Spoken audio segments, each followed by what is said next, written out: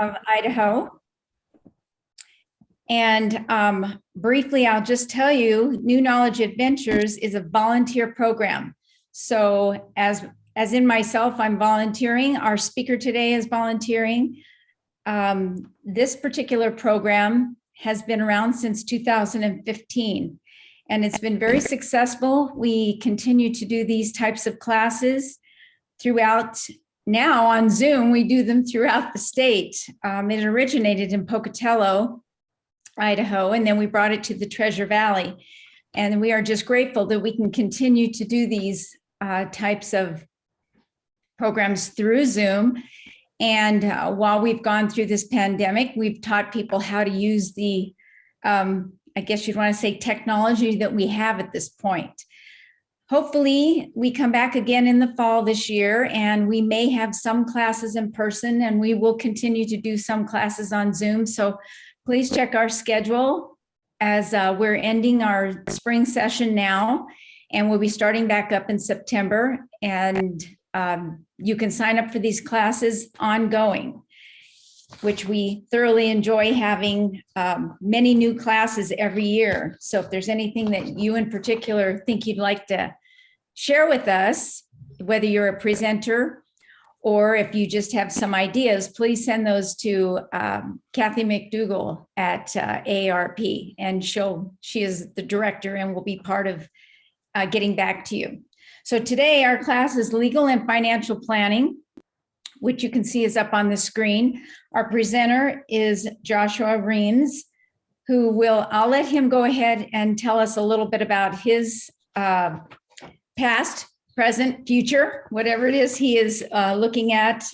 He is part of the elder law group at, I might mispronounce this, Athens D'Angelo Law Group in Boise.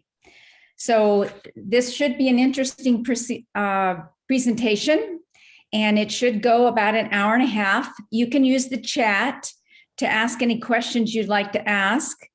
I'll pay attention to that. And if there's any questions that totally pertain to what he's talking about right at the time, we'll ask Joshua. Otherwise, we'll hold them to the end of the presentation.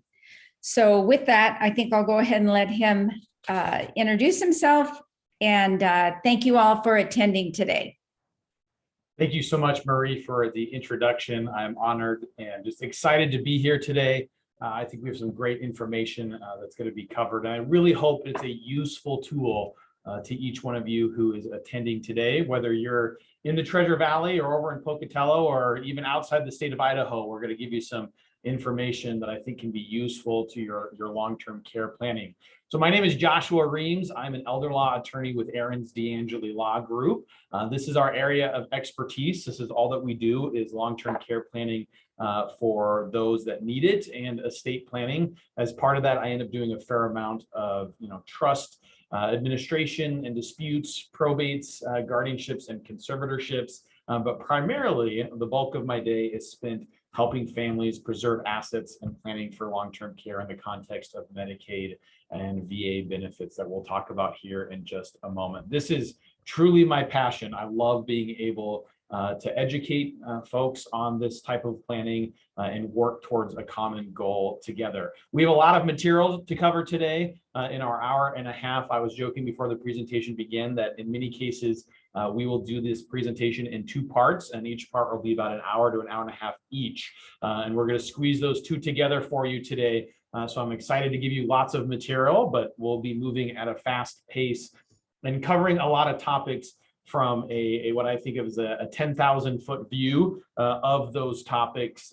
For example, last night I did an estate planning presentation that was 2 hours, just focused really on 4 different documents. And then when I do Medicaid trainings for attorneys and social workers, that's usually an 8-hour presentation. So please note, we're going to provide a lot of good material, but there's going to be many things about the different topics that we discussed that if you have additional questions or concerns or just want more information, please feel free to reach out to myself at any time. We just put my contact information on the chat or to the Alzheimer's Association or AARP. So we're going to begin with part 1, which is our financial presentation and legal planning. So our learning objectives today is to understand the importance of advanced planning and having the opportunity to involve yourself if you're the person who is struggling with some kind of cognitive impairment with dementia, Alzheimer's, Parkinson's, etc. Or maybe it's your loved one. We want to make sure that we have the opportunity to work with them at a point where they are able to express to us what their desires are and what their hopes are and their goals and their long-term plan. I would say the majority of the clients that I work with on a daily basis are in what I call crisis mode.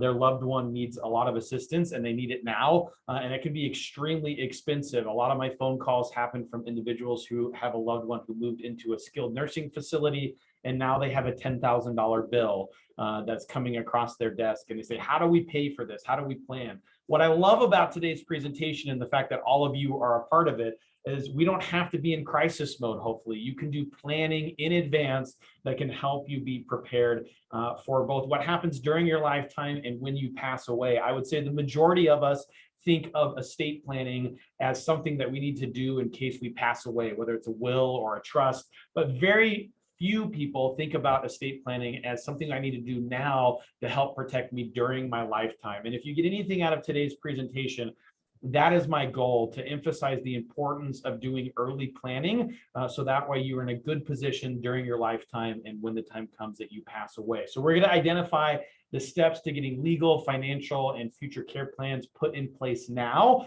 I always joke that yes, I push around a lot of paper, but my greatest goal, my main objective is to provide peace of mind. And that's what happens when you do planning ahead of time. We want to become familiar with specific legal issues, future care options, and specifically financial issues pertaining to dementia and what that looks like and how to be prepared for that, and to provide hands-on tools for making those plans now. A lot of individuals, they know they need to do planning, but they don't know where to start. What do I need to be looking for? What are the questions that I need to be asking from my care providers, from my legal counsel, all those kinds of things we're going to cover in today's presentation.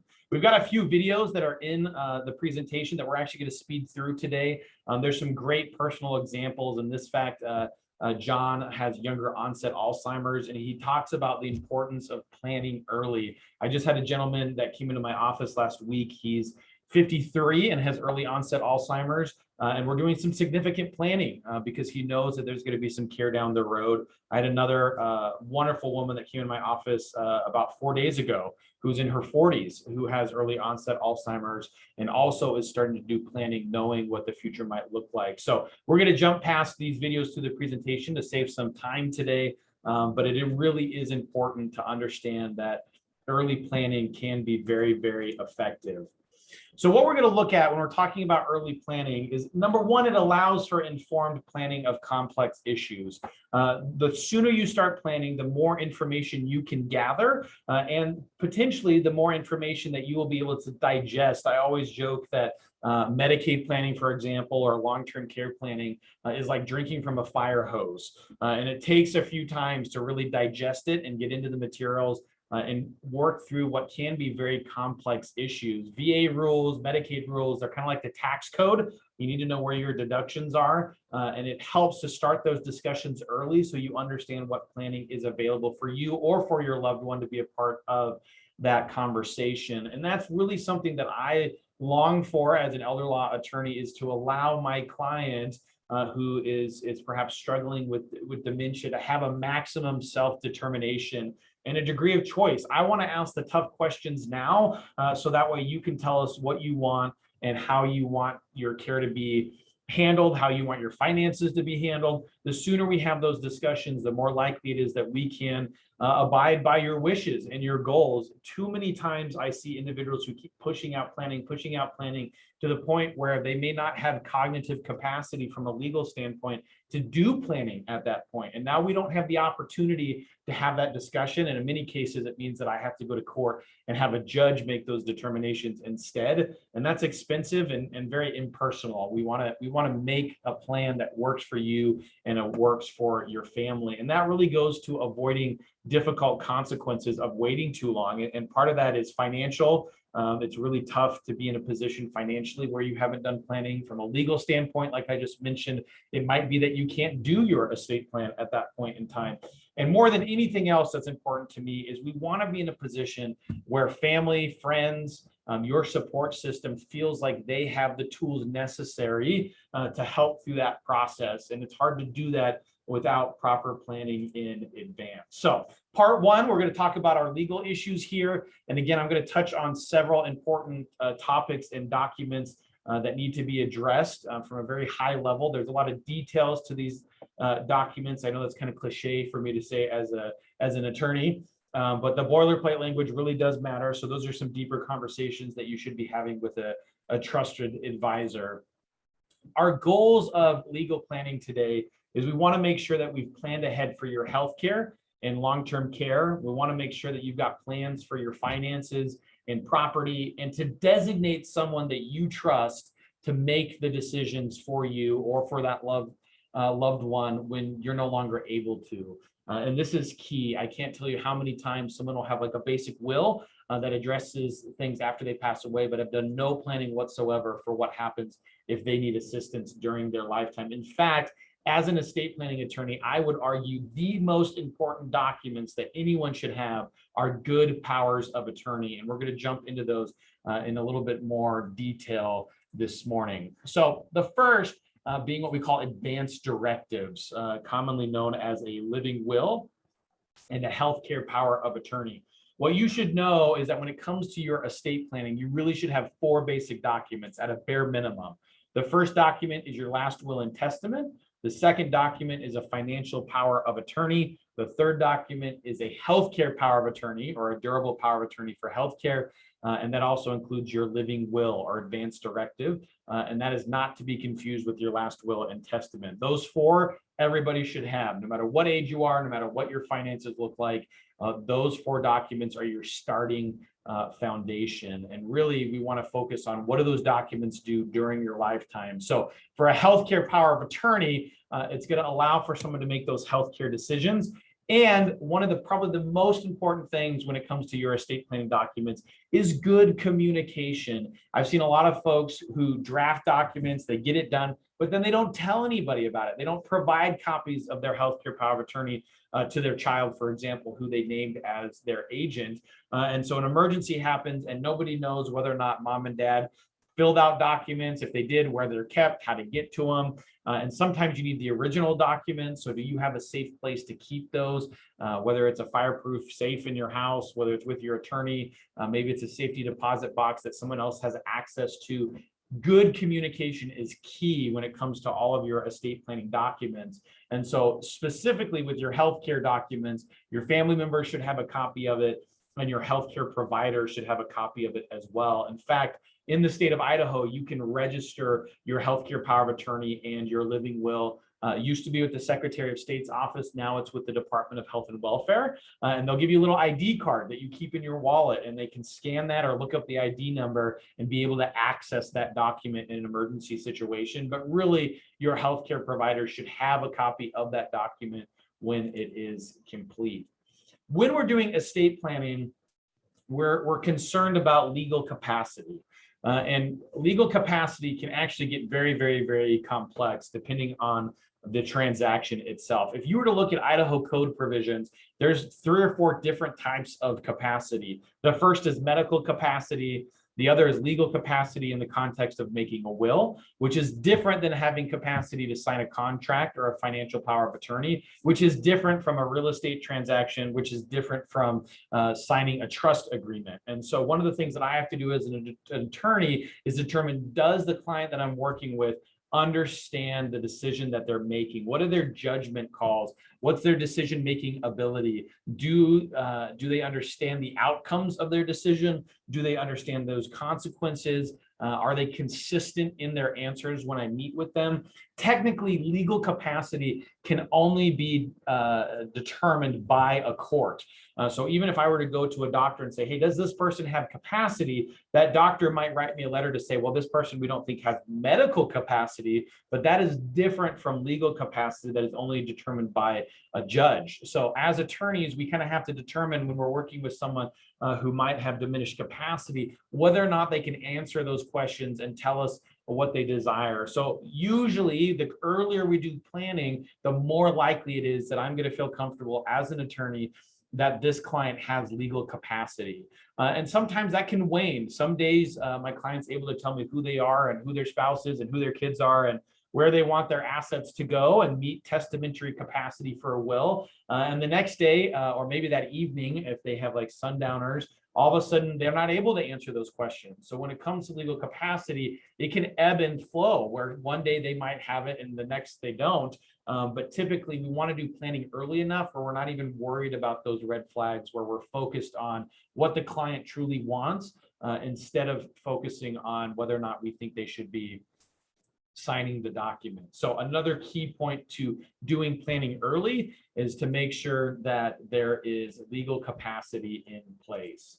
So let's get into more detail about these powers of attorney, specifically when it comes to what's called a durable power of attorney for healthcare or for finances. So durable just means they're lasting. They continue to exist until someone passes away. And this allows someone to make decisions for you if you are unable to make those decisions yourself, or even if you just want it for convenience purposes. One of the things that I think you should look at when you do your estate planning documents is a financial power of attorney, for example. It can either be springing, meaning it activates once someone has found you to be incapacitated, or it can be effective immediately, allowing someone to step in and help you right away. So let's say that I have a client, for example, who's in her 90s. Her capacity is just fine. And she told me, look, I've been paying bills for 90 years. I do not want to pay my bills and deal with my financial issues anymore. So she did a good financial power of attorney that allows her son to fill in that role. He's happy to help. She's happy to have his help. And that power of attorney is effective immediately. So that way he can help her even if she has cognitive decline or not. With a springing power of attorney, a few things to think about that could be concerning is if you're in an emergency situation, then someone needs to step in and make financial decisions for you. A springing power of attorney requires 2 doctor's letters usually to prove that someone's incapacitated. And that can be problematic. If we're in an emergency situation, I don't know about you, but it's usually not super easy for me to get 2 different doctor's letters from my doctors in a short amount of time. And so sometimes that delays the process significantly. And the fact that attorneys and medical providers speak 2 different languages, so to speak. And so those letters don't always say what we want them to say. So when you do your power of attorney, when you're working with your attorney, make sure to ask questions about whether or not you want that power of attorney for finances to be springing, or if you want it to be effective immediately. Let me give you a few really potent examples of why a power of attorney can be necessary. So for healthcare purposes, if I leave the office today and in a car wreck and I no longer can make those healthcare decisions, I want to make sure that my spouse or one of my other family members can talk to the doctors, they can access my medical records, they can make sure that my healthcare is taken care of and those decisions can be made while I'm in a state that I can't make those decisions. I also want to see additional language in those documents as a healthcare entity and as a financial elder attorney. I want to make sure that the document has language that has to do, for example, with memory care. If something happens to me and I need to be moved to a memory care facility, does my agent have the authority to do that? One of my favorite questions that I often put in my healthcare powers of attorney is, does my child, for example, have the ability to take away my driver's license or to take away my keys to my car? Should I still be driving? I would rather ask those tough questions now when you can tell us who you trust to make those decisions than having some kind of big family drama down the road, right? The financial power of attorney, a lot of people will ask, well, why do I really need this financial power of attorney? Well, a good example of this is my wife and I, we own our house together. Both of our names are on the title. If I become incapacitated and she needs to sell the house, she needs to refinance the house, she wants to rent it or really do anything with the property, she can't do that while I'm still living because she doesn't have the legal authority to sign off on my signature. And so that's where the financial power of attorney comes into play. Another good example of this is a 401k, an IRA, a Roth IRA, 403b, individual retirement accounts. Those aren't joint accounts. And so my spouse has no ability to access that account and pull funds out of it or even technically talk to the financial institution without a good financial power of attorney. Another good example of this is life insurance policies, annuities, dealing with Social Security, Medicare, Medicaid, signing contracts, doing planning. All of that has to be done with a good financial power of attorney. If you don't have that, it becomes highly problematic. In many cases where we need to do planning, we've got to either update a financial power of attorney because it's not robust enough, or we have to go to court and get court approval for a conservator because the person can't sign a new financial power of attorney. So out of all of your estate planning documents, I truly believe a financial power of attorney is essential to your long-term care planning. These need to be created in accordance with state law. Every state is different in the way that they have drafted their statutes for powers of attorney. So if you draft the power of attorney and you live in Washington and you move to Oregon or Idaho, technically that power of attorney is still valid, but there's going to be unique state distinctions where typically I recommend that my clients meet with an attorney in the state that they're moving to, simply so that way they can get the best of the best in their documents. I practice in Oregon and in Idaho. I guess I was a glutton for punishment and took 2 bar exams. But I can tell you that Oregon and Idaho's powers of attorney look very differently because of the way that their state statutes are put together. So you need your powers of attorney. You want to do that early. You want to designate who's in charge and what kind of wishes you desire. And you need to make sure that it complies with your state law, okay? We're going to jump past this video here and move on to the living will. So in Idaho, a healthcare power of attorney and a living will are usually merged together. They're the same document, and it's all stapled together, but technically it's 2 separate legal documents when you look at the way that it's set up. So a living will is going to tell us your end of life decision making. And this is truly end of life. A lot of my clients get really nervous about signing a living will because they go, oh, I don't really know if I want to make tough decisions about end of life. You know, what if I'm going to be able to make it? What are these kinds of things? Well, technically a living will only applies if you've been either diagnosed with a deadly disease or were in an accident, you have less than 2 weeks to live, you can't communicate, and the doctors are basically saying, what do we do? What kind of care did this individual want? So they go to the healthcare power of attorney, the designated agent, and they say, all right, what was your family member's desires when it comes to their end of life decision making? And that's where you want to tell them. Typically, you're going to see a couple pages with options and boxes that you check and initial, and you're going to tell the doctor, the medical staff, and your family what you desire if you are irreversible ill, or, for example, you're in a persistent vegetative state, meaning you're in a coma and you're not coming back out of it. A really good example of this, which many of you probably know, and it's a bit of a horror story. There was a case out of Florida in the early 2000s where a young gal was in an accident and she was in a coma. And so they went to make a tough decision. Did they want her on comfort care and allow her to pass away, or did they want to keep her alive in that comatose state? And what happened was, in that particular instance, the husband said, I want my wife to be put on comfort care and I want her to pass away naturally. I don't want her to suffer in a coma for an extended period of time. The problem is that she had never updated her healthcare power of attorney, and her parents were still named as the agents in the document. And her parents said, no, we want to keep her alive. We do not want her put on comfort care.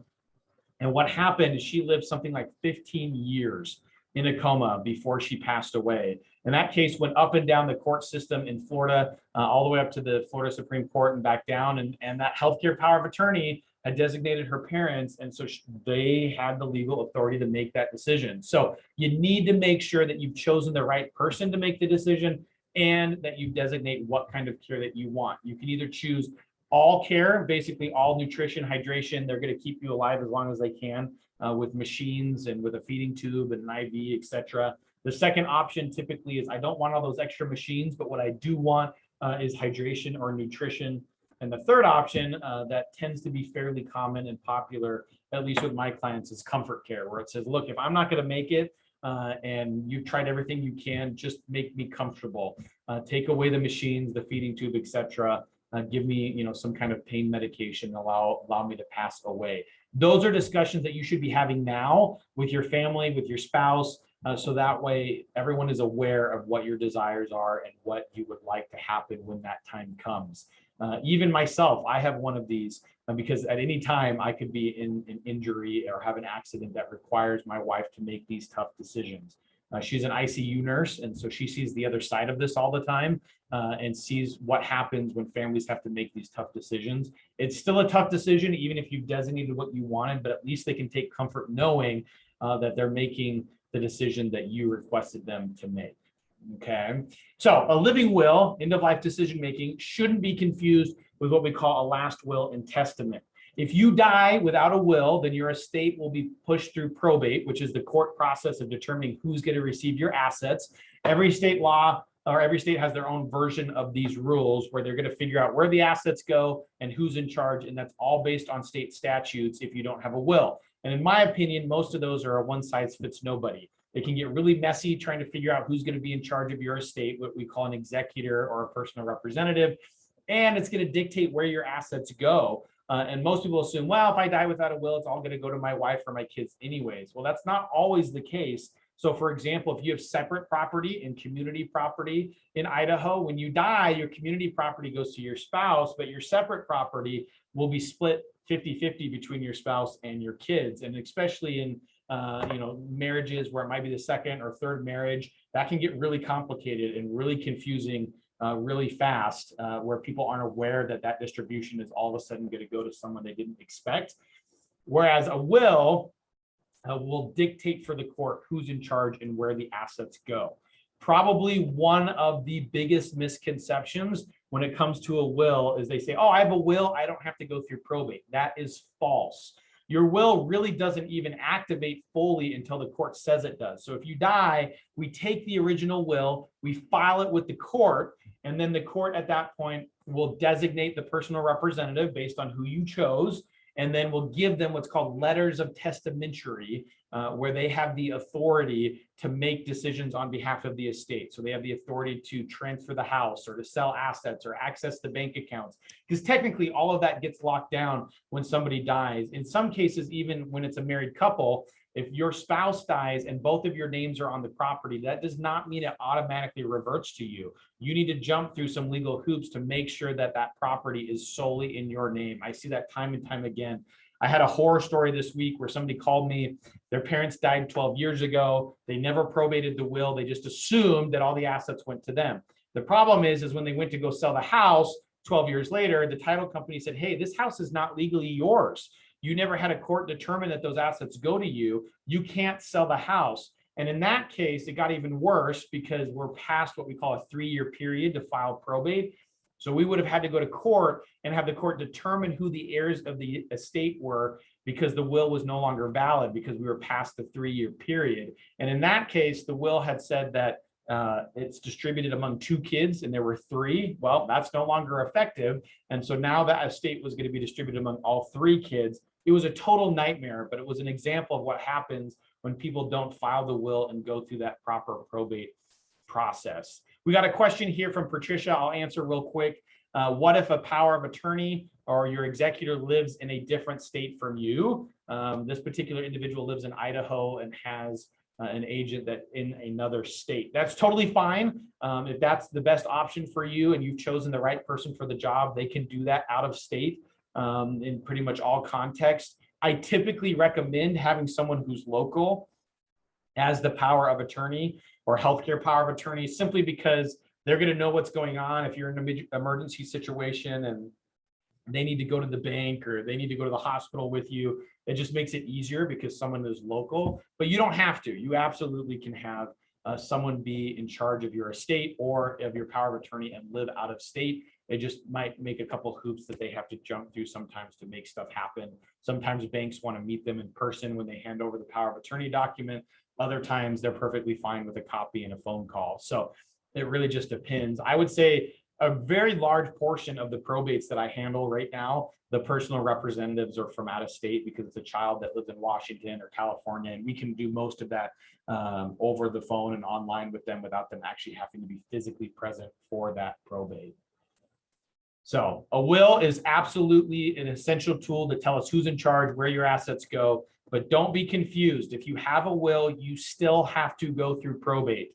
And in Idaho, that's about 5 or 6 months. And it'll probably cost you $3 to $6 grand currently to get through that process, which isn't terrible compared to other states. Probate, for example, in California will take 2 years and like 20% of your estate. So you've got to be really careful. Also, something to consider, if you own property in multiple states, that means that you could end up going through probate in multiple states. And that's where you want to start considering other types of planning like a trust. And that's what we're going to go to next. A revocable living trust is the most common planning for estate planning. You create a trust during your lifetime and you put your assets into the trust while you are still living. So for example, we're going to do a deed that transfers the property into the name of the trust. We're going to change the ownership on your checking and savings accounts and your investment account into the name of the trust.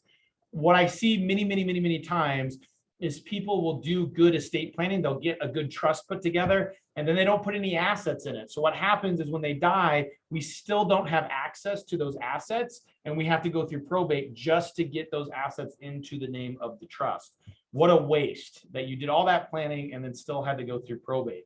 So the trust should be funded during your lifetime. You are the grantor, meaning you created it. You're the trustee, meaning you're the person in charge of it. And you're also the beneficiary, meaning everything in the trust is for your benefit, if that's how you set it up. And it provides instructions on how to manage the assets in the trust until you pass away and after. So in some cases, trust can be really helpful because you can put your assets in the trust. It allows for someone to help manage that property with you. Maybe they're a co-trustee, maybe they're the full trustee because you can't do it anymore. And then when you pass away, we don't have to go to court to get approval to manage the assets. It's already in the trust and the successor trustee takes over. And a trust can hold all kinds of different types of property with a few distinctions. There are certain assets that don't go through probate no matter what. So for example, life insurance, annuities, retirement accounts all have what we call beneficiary designations.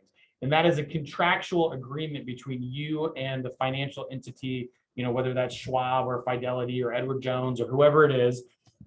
And they legally have to pay out those funds according to the beneficiary designation when you die.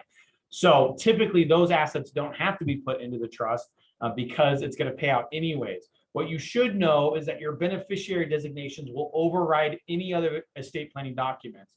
I had a case where a gentleman called me and said, hey, mom's will said everything is split 5 ways among her kids, but all we got was like a $10,000 bank account.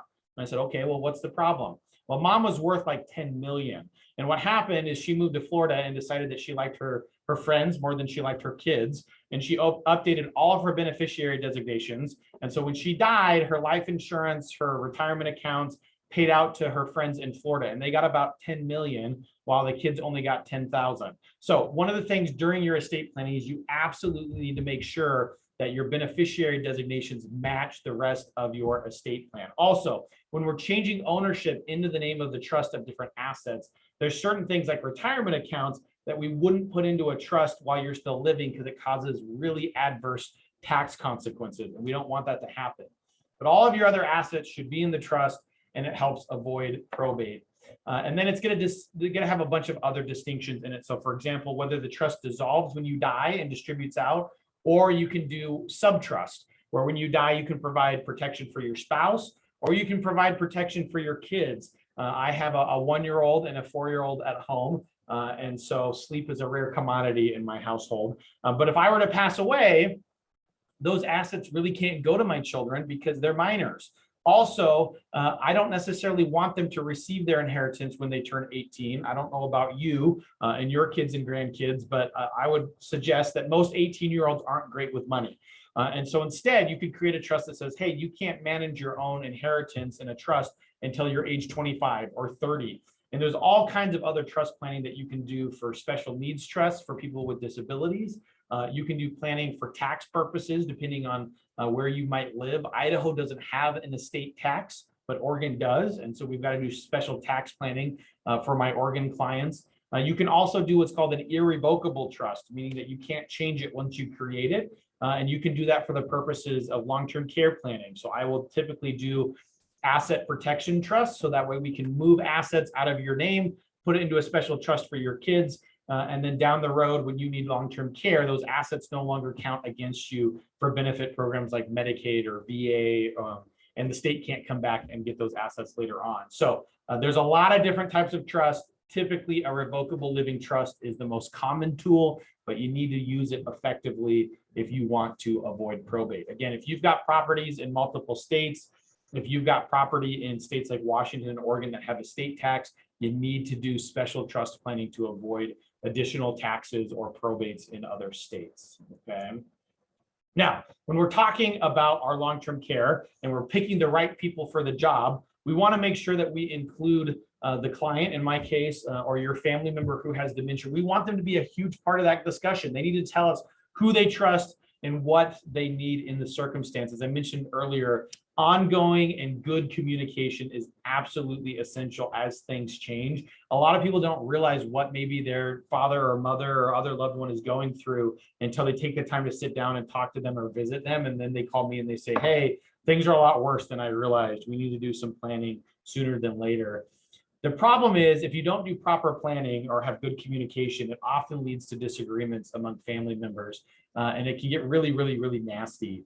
I have a few probates right now where everyone got attorneys, and by the end of the day, that estate is going to be worth nothing because everybody's fighting over it. What a shame. I always joke that, the only people who win when things get nasty, the only people who win when things become an argument is the attorneys, because we get paid, and that is not the outcome that we should be aiming for. We want to make sure that goes to the family as the person desired.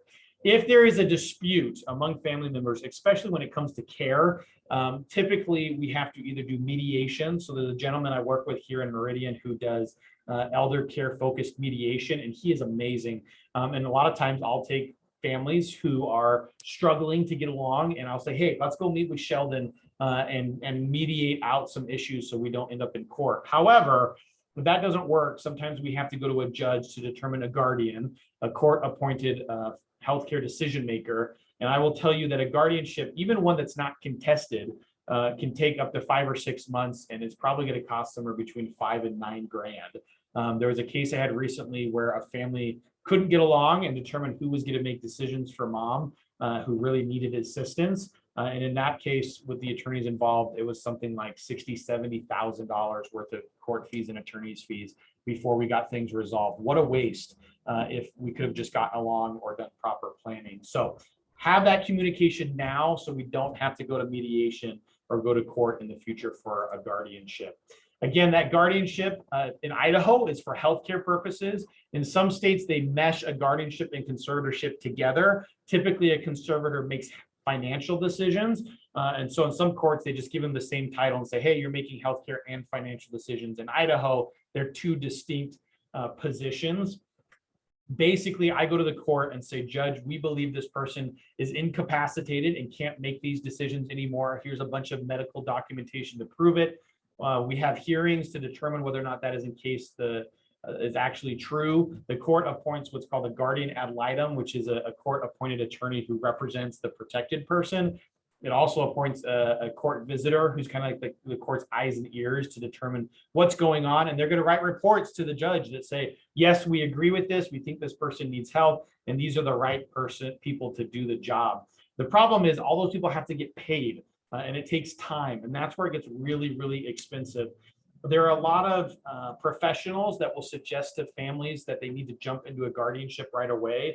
I would argue against that. The statutes are pretty clear that a guardianship and a conservatorship are a last case resort, that if we are unable to do any other estate planning or find any other ways to protect this person, then we have to go to court.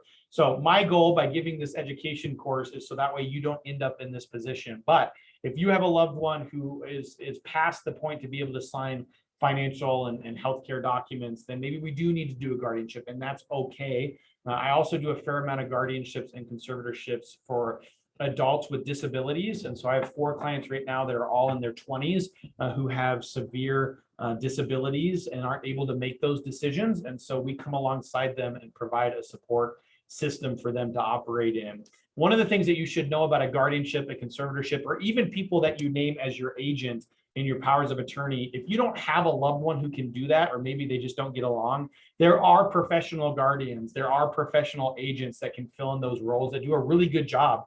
I work with several really great entities here in the Treasure Valley and Boise that can provide help.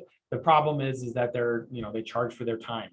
So in some cases that's affordable, in some cases it's not. So just something to think about. Just because someone has dementia and maybe struggles to make decisions is not sufficient to obtain a guardianship. The court is very hesitant to take away someone's legal rights. And so we need to have substantial medical evidence to prove that someone does not have capacity.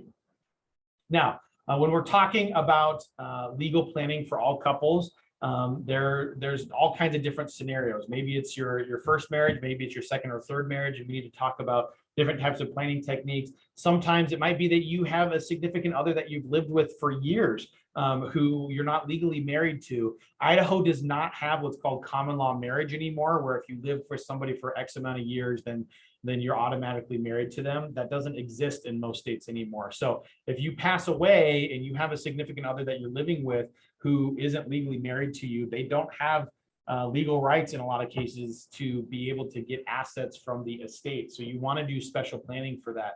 And in the past, we had to do special planning for same-sex marriages, et cetera, where we have to determine what the best options are. But in most states now, that is not an issue, and a good estate plan will cover all of those from a legal distinction purposes, where just a solid estate plan will take care of most legal relationships. Aren't going to have to worry about that. It's more in the context of if you're not legally married to somebody, what does that look like? But that just requires additional planning. Even if it's that second or third marriage and you've got his and her kids, what have we thought about what happens if you pass away and you leave all the assets to your spouse and they end up with Alzheimer's and decide that they like their kids better than your kids, and then they give all the money to one side of the family? What a mess. There are ways to protect in those instances, or even ways to protect your spouse.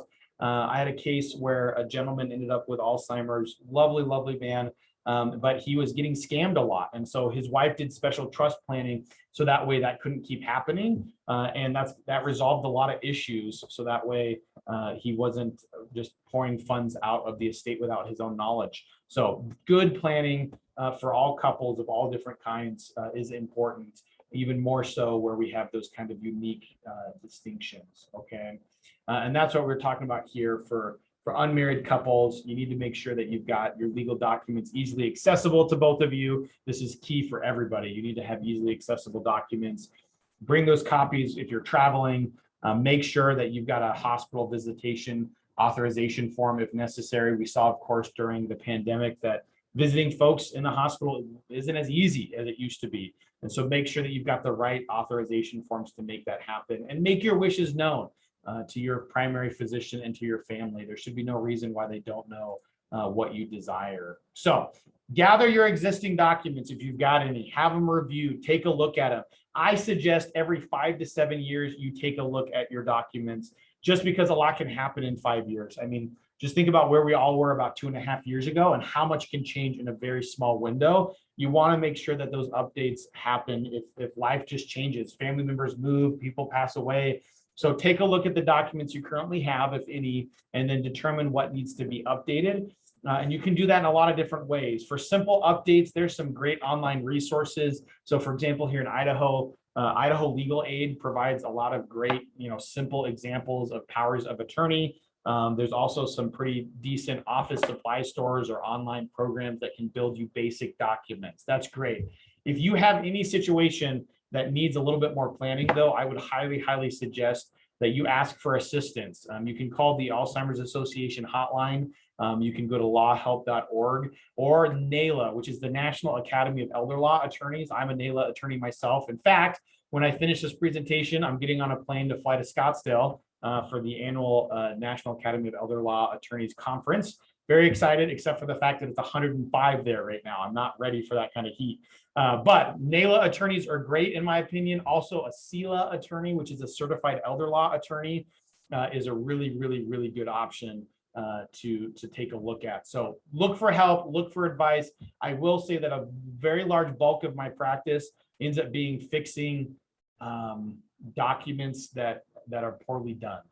So whether that's just because they didn't understand what they were filling out online or just got some kind of cheap form, basic documents are good. I'd rather have you have some documents than no documents. But particularly when it comes to long-term care planning, I really think you want to find a good elder law attorney who can assist you through that process and really provide the resources that you need. So we got a question here. How can we find a reliable professional geriatric care manager? This is a great question. There's a lot of different resources. So sometimes you can do that through the Alzheimer's Association, can help point you in the right direction. Also, you can call the area on the aging in your state, and they're going to have all kinds of different resources to point you in the right direction. Your primary care physician might also have another good option.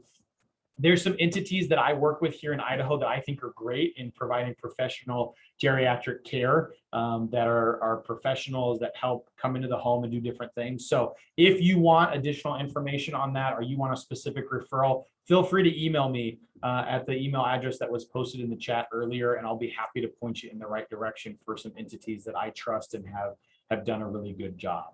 Okay.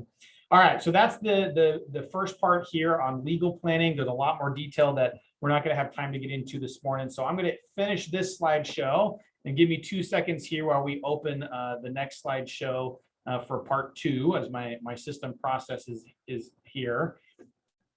So it should pop up. Now we've got part 2. Hopefully you all can see the second slideshow here. If for some reason you can't see it, please let me know. So we're going to talk about financial issues. And this, again, is an area of expertise that I really love to get into, and I spend most of my day doing as an elder law attorney. It really does take significant planning to be ahead of the game when it comes to financial issues with long-term care. As a side note, right now, the average cost of a facility in Idaho is $9,481 a month. And I don't care who you are, that is not affordable.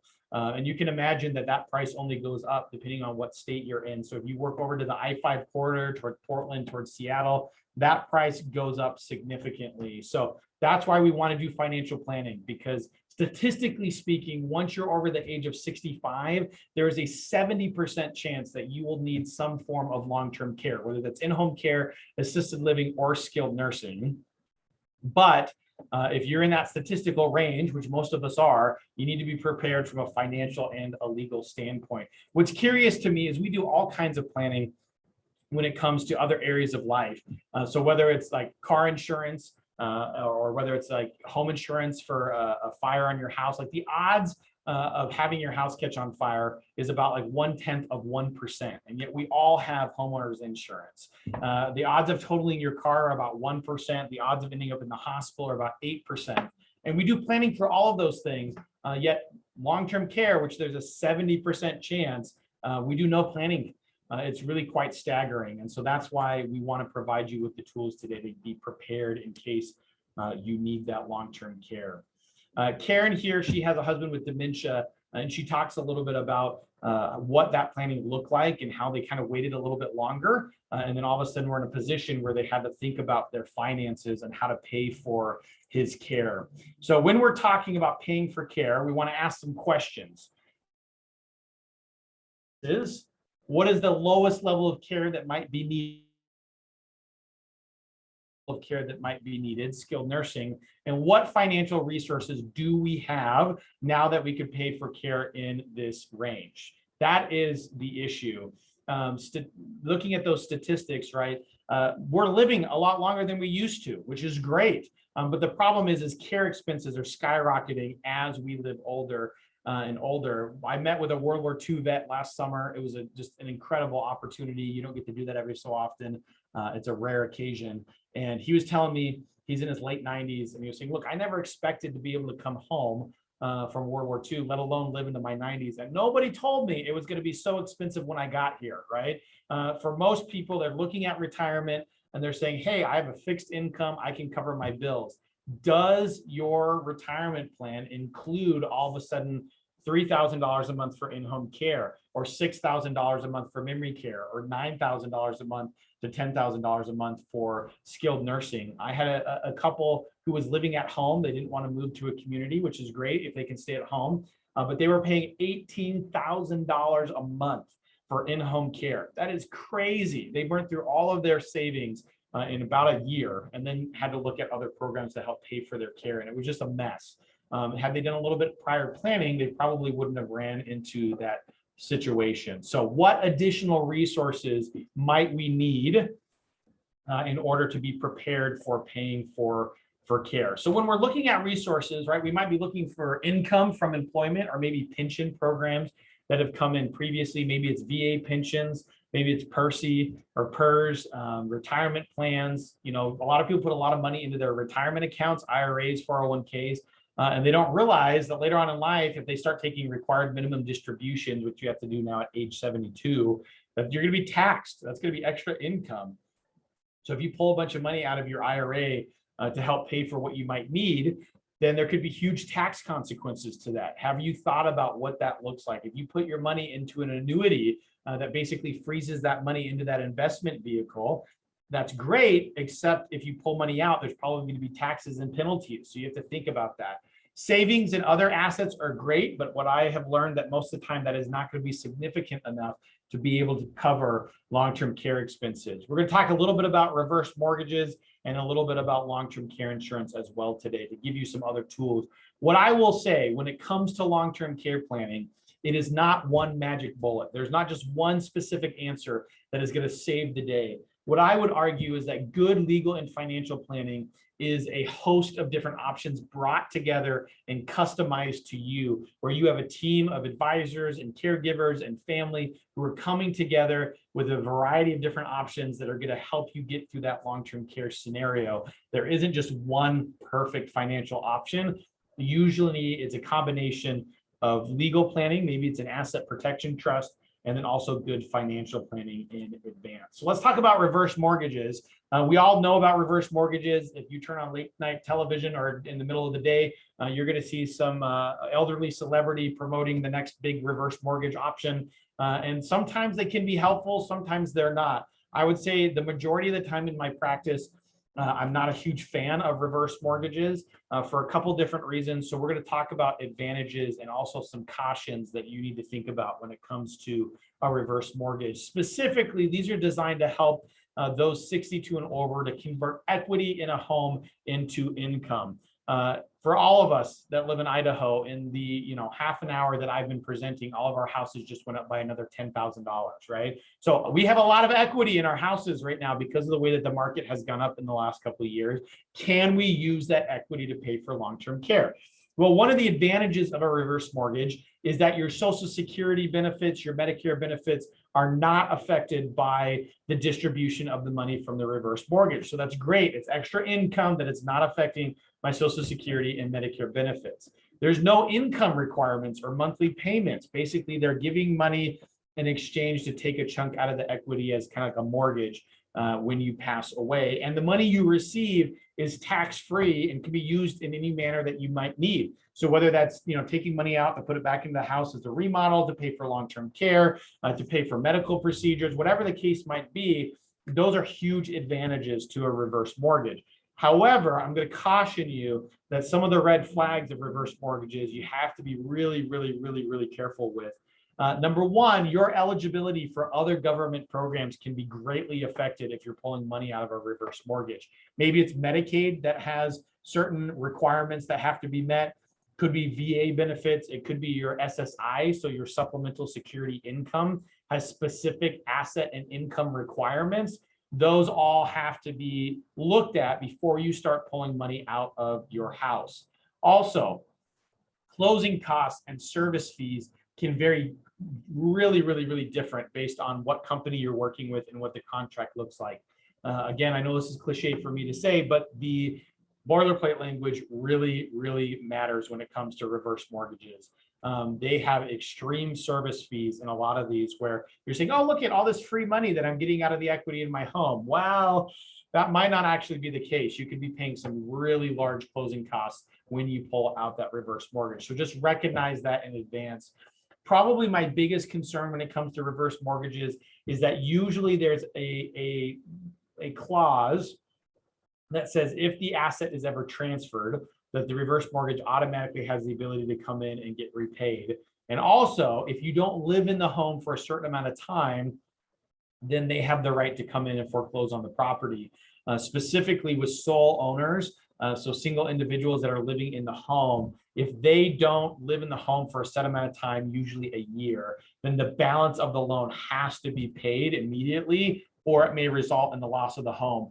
And I've given this presentation many times. And I actually had a client about a year ago who had this exact thing happen to him, where he ended up in a skilled nursing facility because he had broken a hip and had some other medical issues. He was in that skilled nursing facility longer than he thought. And then he had to go to assisted living for a little bit to recover. In that amount of time, before he could move back home, he hit that year mark and they foreclosed on the property. In the end, he fully recovered and could have been able to move back home. But because he couldn't afford to pay off the loan, the house had to be sold and then he got the cash. What an awful situation. He wasn't even aware that that clause existed in the contract. So be very careful. It's not that a reverse mortgage isn't a good idea for some folks. You just need to make sure you know the boilerplate. You've taken the time to read through the contract. You've gotten advice on it.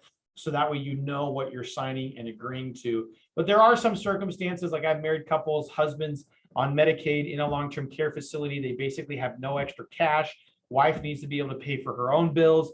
And she takes out a reverse mortgage. She gets extra cash during her lifetime to pay for her expenses. And when she passes away, the reverse mortgage company and Medicaid, estate recovery, they fight out who gets the property. And in that case, that was a great option for her because she had extra cash to help pay for her own care expenses. But that's a pretty unique example to when a reverse mortgage is really helpful. So take a look at it. There's some great materials out, some great books about reverse mortgages that I would recommend before you jump into one, but it is an option. The number one question that I usually get asked as an elder law attorney is about long-term care insurance. To be honest with you, most of the folks that I meet with are past the ability to even look into long-term care insurance, either because one, they don't qualify because they already have medical issues, or they're old enough that their premiums are just absolutely absurd and it's not worth it anymore. But if you can look into this early, that's why you're taking this class today, is to get education ahead of time. Long-term care insurance can be helpful, but there's certain questions you need to ask. That boilerplate language really does matter. So for a while there, we had what we call the golden policies, where it was a never-ending long-term care insurance policy. It didn't have a time limit. It didn't have a dollar amount, and it'll cover everything.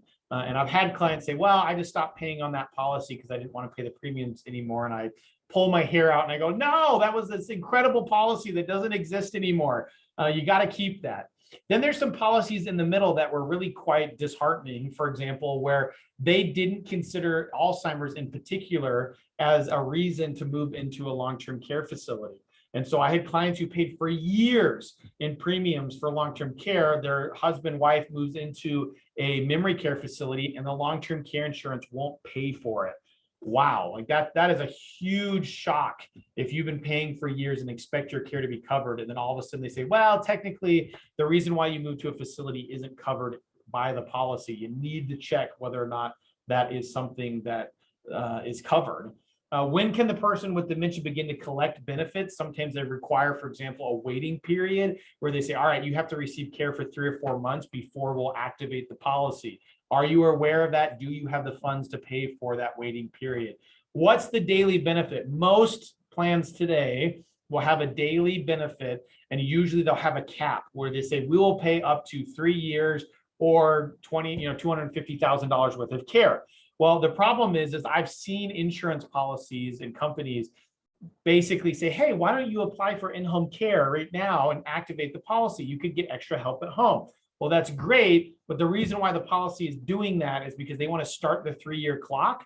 And so they're going to pay for the cheaper care when you're at home. And when you move to a facility, the policy says, hey, our 2 years is up. We're no longer paying for it. So sometimes you want to make sure you know when is the right time to activate the policy and how long is it going to cover.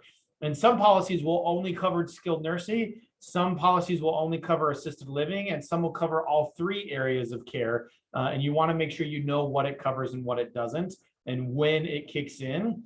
Also, are there any tax implications for receiving those benefits? And how do they affect programs like Medicaid or VA benefits? Like if they know you have a long-term care insurance policy, they're going to force you to use it before they're going to pay for care expenses. Okay. Now, traditional long-term care insurance policies are great.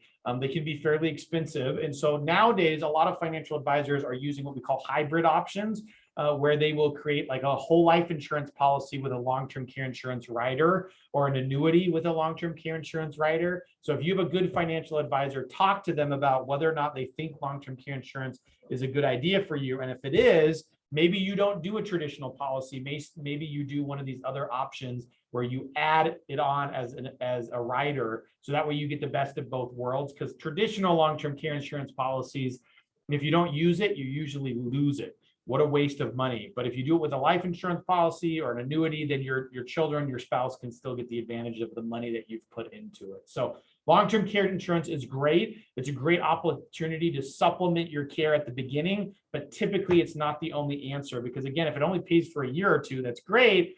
But what happens after that first year or two that you need care? Then what are you using to pay for those care? Some of the things we're going to look at is government programs, and I'm going to skim through these as fast as I can, but possible deductions for expenses, especially with taxes, right? You can have deductions for personal care items, maybe home improvements for care issues, in-home care. Medical expenses can be reduced from your taxes. Nursing home services, like I have a client right now, she had a terrible accident. She was otherwise healthy, but now she's paralyzed from basically the chest down, and she is paying for about $12,000 a month for skilled nursing because she needs so much help. But mentally and otherwise, she is just fine. So it is very likely that she will spend 5 to 7 years in that skilled nursing facility. Well, that $12,000 a month that she's paying towards care is a possible deduction on her taxes, and she should be using that. Same thing with assisted living or nursing home care and services. So make sure if you're paying for care, you're working with a good CPA and tax advisor to get those possible deductions. Typically, it means you have to itemize your tax return in order to get that, but in many cases, it's worth it because of the amount that you're paying in care. There's also state-by-state deductions that are specific to the state that you live in and credits, but they can include a deduction for medical expenses, a deduction for long-term care insurance premiums, for example. In fact, some states have what they call partnership programs. If you buy a long-term care insurance policy, then the state will match it through their Medicaid program. Idaho is not one of those states, but there are states around us that put those together, okay? Caregiver tax credit is another great option. And then child and dependent care credit is another good thing to look at if you're providing care to a dependent during their lifetime, okay? So let's talk about care options. There's informal care options such as family members. Having a good family support system can be huge. However, one of my favorite conversations is I'll meet with a client and say, what's your long-term care plan? And they say, well, I kind of thought about this. If I need help, I'm going to move into the backyard of my son, and he's going to build me a mother-in-law's quarter. And that's my long-term care plan, is I'm going to move in with my kids. Well, that's great, except for the fact when I call up son and he has no idea that this was mom's long-term care plan, nor does he have the funds to create that extra living space. Maybe he can, maybe that is part of the plan, but in some cases, care levels get high enough, especially with Alzheimer's and dementia. If you get to the level of needing memory care and you're wandering out in the middle of the night and you become a risk to yourself and to others, well, family may want to do everything they can to take care of you, but it might get to the point where they need to start looking at professional care. Friends are another great option. You should have a good support system. Neighbors, faith communities can be huge. Volunteer groups are amazing. I'm a part of the Alzheimer's Association and have been for some time as a volunteer. I currently sit on the board here in Idaho, and I'm honored to be the chair of the Alzheimer's walk this fall in the Boise area. And it is an incredible group of people, an incredible group of volunteers that come around and support each other. I have a lot of clients that are in support groups here in the Valley. We have actually have a Boise office and a Meridian office. And in our Meridian office, we share a space with another caregiving entity, and she hosts a support group for spouses who are the primary caregivers for their loved ones with Alzheimer's. And that support group is absolutely incredible and provides so many resources to those individuals. One of the things I recommend if you're looking at kind of how to manage all of this is the Alzheimer's Association Care Team Calendar, where you can coordinate informal care and just get a good plan put together where it's not kind of a big chaos.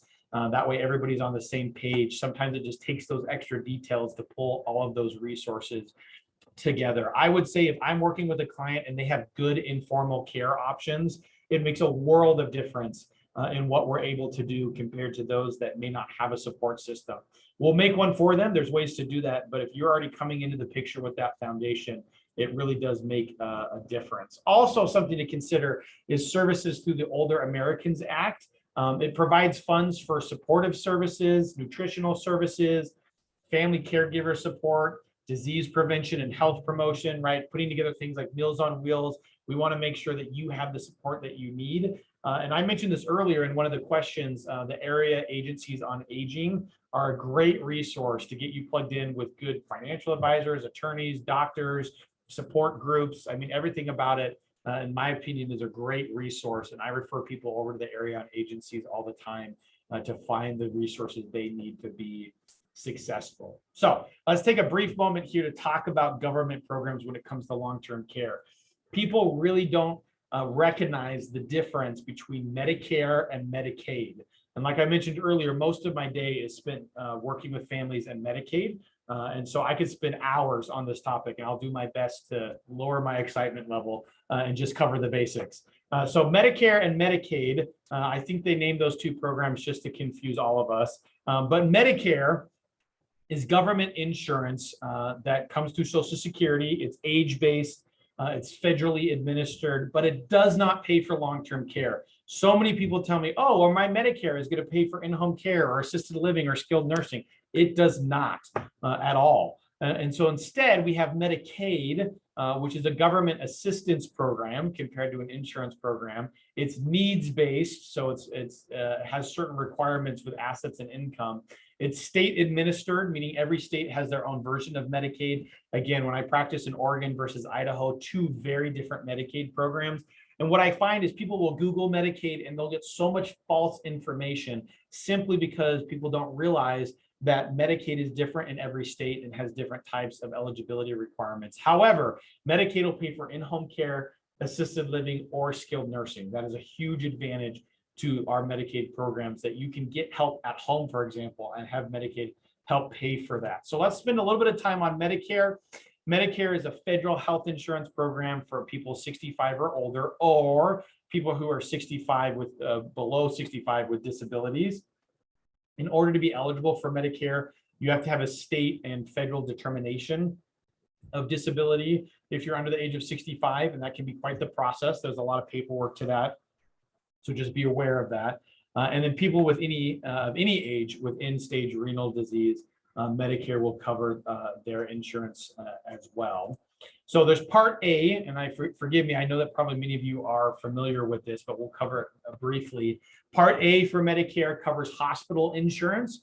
Part B is medical insurance, doctor's visits, in and outpatient visits, and those kinds of things. And then Part D has to do with prescription drug coverage. What people don't realize a lot is that your Social Security payment that you're going to be getting every month, there's a Medicare, Part B premium of about $179 that comes out of your Social Security every month. And so you are actually paying for Medicare Part B out of your Social Security check, unless you've opted for a different program.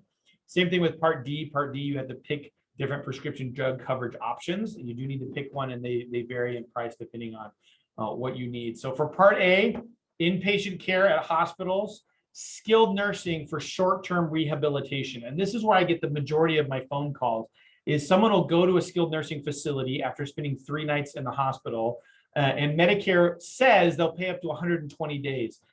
That is false. I've never seen a case where Medicare has actually paid up to 100 days at a skilled nursing facility. What happens is when they hit day 20, then Medicare stops paying for everything. And at day 21, you have a copay of about $190 a day. However, if you are not making the progress that Medicare wants to see for rehab, it's now considered long-term care, and Medicare drops entirely out of the picture. And you have to pay that daily rate of about $360 usually a day. And that's where you get that $10,000 bill. So as you can imagine, most of my phone calls come at like day 19, where the family goes, hey, the facility just told us that we're going to have to pay out of pocket, and we can't afford this. What do we do? So Medicare is only going to help with that first 20 days. They will help pay for some in-home health care, typically in the context of rehab or hospice, but any kind of other in-home care is not covered by Medicare. You're automatically signed up at age 65 or under 65 if you're on SSDI for disability purposes. In most cases, Part A has no premium. There are co-payments, co-insurance, and deductibles that are going to apply. Part B is your medical insurance for physician services, outpatient services, lab tests, MRIs, etc. Durable medical equipment like walkers or oxygen tanks or those kinds of things, and some preventative services. Again, typically you're automatically signed up for Part B at age 65 or under age 65 if you have SSDI. There is a monthly premium that comes out of your Social Security, and there are co-payments, co-insurance, and deductibles that are going to apply. Part A and B, however, do not cover dental care. They don't cover dentures, cosmetic surgery, acupuncture, hearing aids, or long-term care of any kind. And so you can actually buy supplement policies to cover those gaps if you desire for A and B. Part D, covers prescription drugs. It covers or lowers the cost of those prescription drugs, could help protect against higher costs in the future, depending on how programs work here in the future. How it works, there's a penalty assessed for not enrolling or unless proof of an alternative coverage is provided. So I've seen people get automatically signed up for A and B, forget about D, and then have to pay a penalty because they didn't sign up. You need to have A and B in place before you do that. And the costs are going to vary depending on the premium and co-payments and deductibles, all depend on what Part D plan you end up signing up for. Now, Part C of Medicare is an alternative to traditional Medicare. It combines A, B, and D together, and then you pay basically for a special Part C package, and those premiums are going to vary depending on what type you've signed up for. I know some incredible Medicare advisors here in Boise. Like if you're asking Medicare questions, I almost always refer those out to my Medicare experts, and they can find whether or not you got the best deal, whether you need a different package, what's covered, what's not covered, and that kind of thing. So for example, there was a question that says, my parents had a supplemental policy that covered out-of-pocket expenses. At what age should you get into supplemental coverage? It really depends on what you need and what you don't need. I typically advise as soon as you hit age 65 and you're looking at Medicare, go talk to a Medicare advisor, and they're going to give you advice of whether or not they think you need a supplemental package or whether or not you can get kind of a low-end package that's better for what your expenses are. In fact, I trust a few of these guys so much, I referred one of them over to my grandparents, and he cut their costs in half, and they're getting better coverage than what they had before. So if you know someone who's an expert in the area, it really, really does help. So my answer to the question is, at what age should you look at supplemental options? Now is the best time. Talk to an advisor who can tell you whether or not you need that. There's also what we call SHIP, which is State Health Insurance Counseling and Assistance Programs. They can really give you a lot of good education when it comes to Medicare resources, things like supplemental packages. So there's telephone counseling, there's face-to-face assistance and public education. So check out shiptalk.org, and they can provide a lot of good resources when it comes to these types of issues. Now, there's also what's called Medigap supplement insurance that we were just talking about, where you can fill in the gaps not normally covered. And so that's like those dental plans and that other equipment, hearing aids, etc.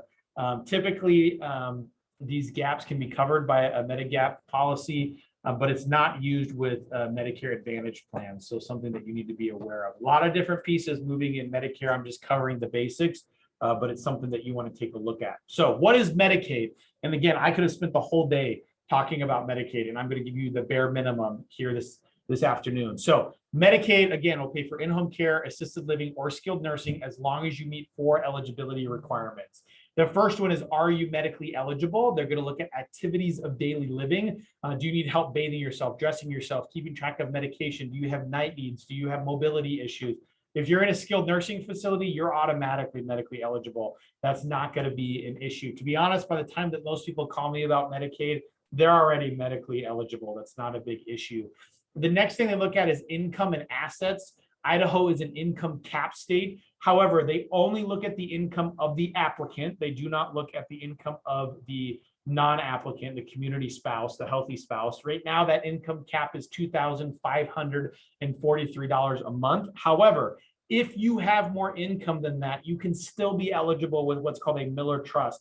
I've met lots of people who could have had their care covered if they simply set up a Miller Trust bank account for the purposes of income. It's not a magic unicorn that you can hide all these assets in. It's just for income purposes. But it's very, very, very helpful if you're over that income cap amount. For assets, most people get confused when it comes to assets. In fact, a lot of people are going to tell you you have to be below $2,000 for Medicaid to help pay for your care. That is false in a lot of different ways. Number one, that $2,000 number only applies to single individuals, and it only counts some assets, but not others. For a married couple in the state of Idaho, the spouse is allowed to keep a range of assets from about $27,000 up to $137,000 of countable assets. That is huge. In fact, most of the assets that you think about don't even count against you for Medicaid purposes. So your house is excluded, certain type of burial accounts and burial resources are excluded, 2 vehicles are excluded. And in the state of Idaho, with proper planning, retirement accounts do not count against you for Medicaid purposes. So whether that's an IRA, a 401k, a 403b, that doesn't count as an asset. So think about your average person. They own a house. They've got a retirement account that's got a couple $100,000 in it. They've got a few cars, and maybe they have $50,000 in the bank. You are eligible for Medicaid to help pay for services. So you need to know the rules when it comes to Medicaid. Medicaid will pay directly to providers. So they'll pay the in-home care agency, assisted living, skilled nursing facilities. In the past, Idaho has been very low on their Medicaid reimbursement rate. We were just successful in pushing the legislature to increase the Medicaid budget here in the state of Idaho. So for assisted living and in-home care, when we hit July 1st, that budget is going to increase dramatically, and it's going to change the Medicaid landscape in the state of Idaho. Technically, if you apply for Medicaid and you're applying for in-home care or assisted living, it's called a waiver program. It's home and health community-based waiver is what it's called. And there's also CHIP, which is children's health insurance through Medicaid if you need it. It's all the same application. It's just the boxes that you check. One final thing on Medicaid, if you give away assets, same thing with the VA, there's a penalty if you give away assets in the last 5 years. So you got to be really, really, really careful about how you do planning, specifically giving away assets, okay? Applying for Medicaid, again, low income is only one factor. Many times you need to do what's called the strategic spin down, and that's where I spend most of my time as an elder law attorney, is helping people preserve assets and still be eligible for care. You can apply through state Medicaid offices. The Department of Health and Welfare is typically in each state that provides Medicaid services, okay? If you're applying at a facility, you need to ask whether or not Medicaid is accepted. Whether or not they need to pay privately first. Most assisted living facilities in Idaho will require you to pay privately for a year or two before Medicaid can kick in, and then they allow you to have Medicaid. You can do what's called a strategic buy-up, where you pay a little bit extra to get on Medicaid sooner at the facility. There's a lot of different questions that you should be asking if you're looking at facility care, or even for in-home care. Does the agency accept Medicaid payments? Just because I can get you eligible for Medicaid doesn't mean it's going to be the best option for you, depending on what your care looks like. Now, we're also going to look at VA benefits here. I'm a VA accredited attorney, so I have been authorized to do VA applications. You have to take a special class to be able to do that. The VA provides all kinds of special options.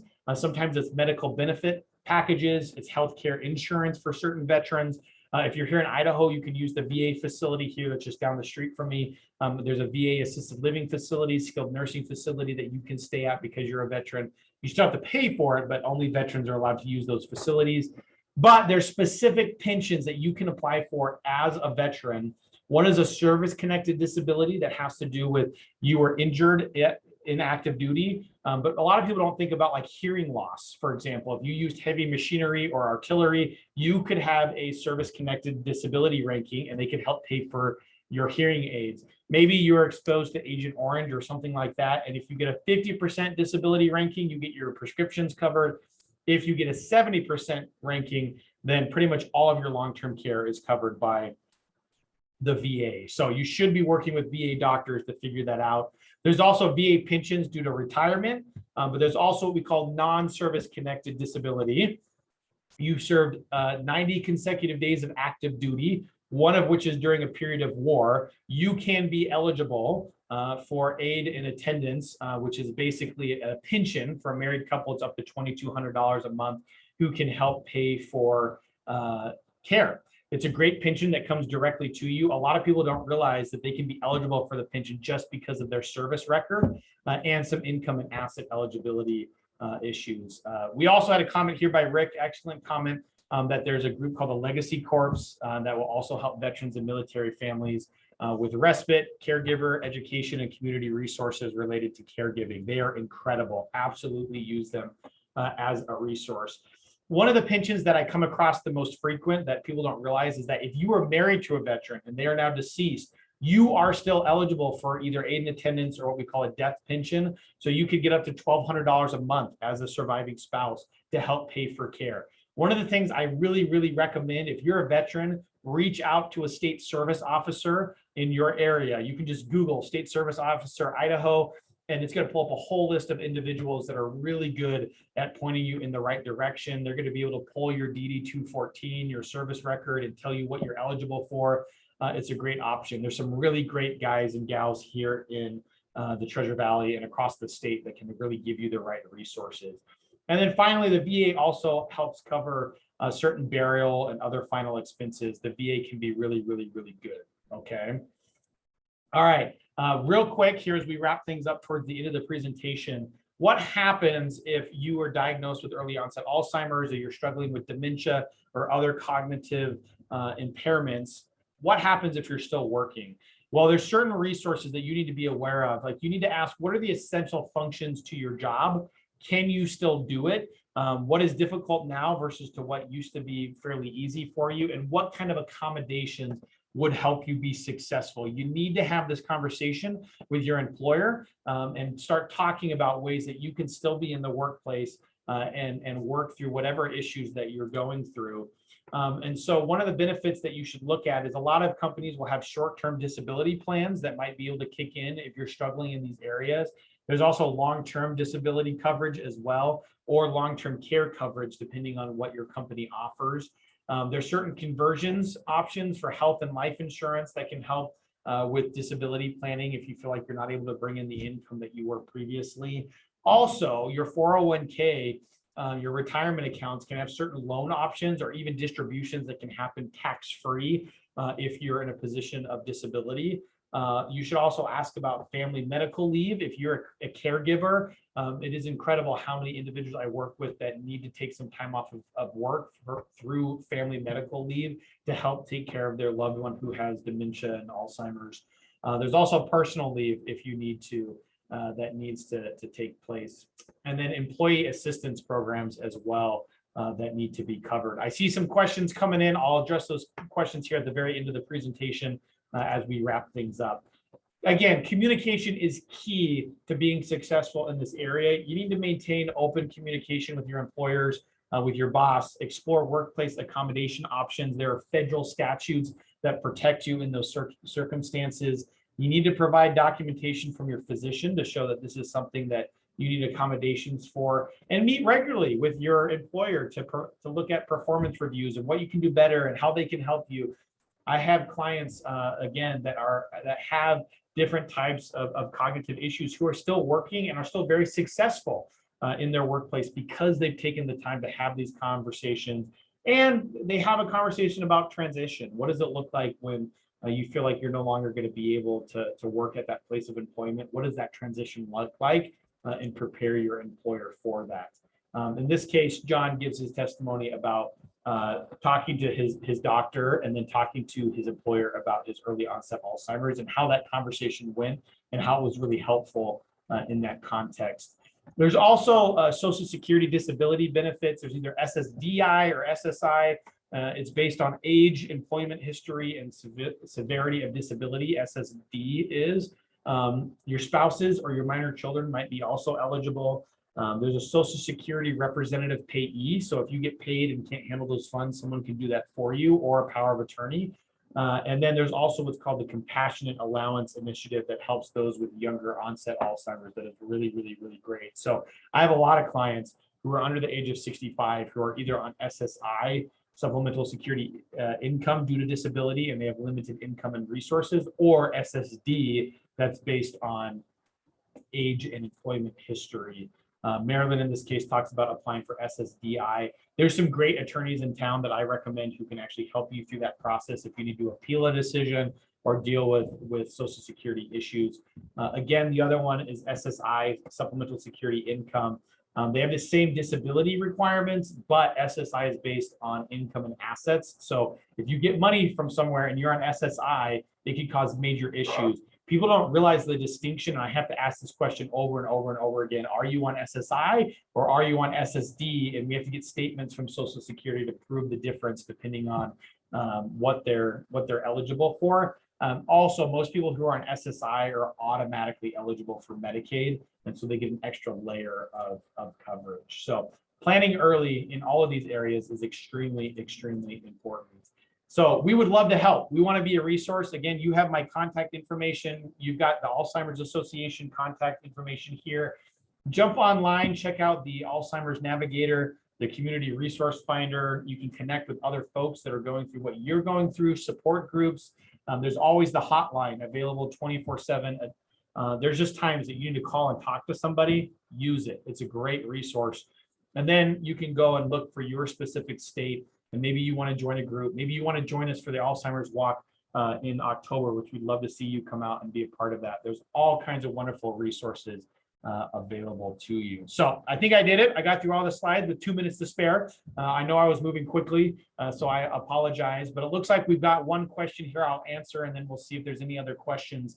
And so we have a question that says, would you please explain a bit more about pensions or 403B accounts are seen by Medicaid? Thanks for the great info. So Medicaid, if you're receiving a pension payment, that always counts as income. And if the money goes into your bank account, that still counts as an asset. So if you're receiving a payment because you were a teacher and you have a pension fund, that still counts as income and an asset. But specifically in the state of Idaho, if you have a 403B, a 401k, an IRA, an actual qualified tax account, a retirement account, the way the rules read, if you're receiving required minimum distributions from that account, which we can trigger early if we need to, that account is excluded as income for Medicaid purposes and is not countable as an asset. And so that's a huge distinction. My clients in Oregon don't get that benefit. All of their IRAs and 401ks, 403bs count as an asset. But in Idaho, the applicant and the spouse's retirement account can be excluded. So a lot of people will bring in a statement that's like, hey, I've got $400,000 sitting in an account at Schwab. Well, that's great. But how much of that is a qualified retirement account and how much of that just is an investment account can make a huge difference on what we need to do and how we need to apply. Rick posted another comment in the chat about the Community Resource Finder and the joint services provided by AARP. Again, it is a great program that we were able to do today in conjunction with AARP. We love being able to work with them, and there's all kinds of different resources. So it is 12:30. We have reached our mark. If there's any other questions, please let me know, but I'll hand it over to Marie. Okay, thank you, Joshua. Anyone have any questions they'd like to ask out loud? Please just unmute yourself. That'd be great. If you have any questions you want to put into the chat, that's good.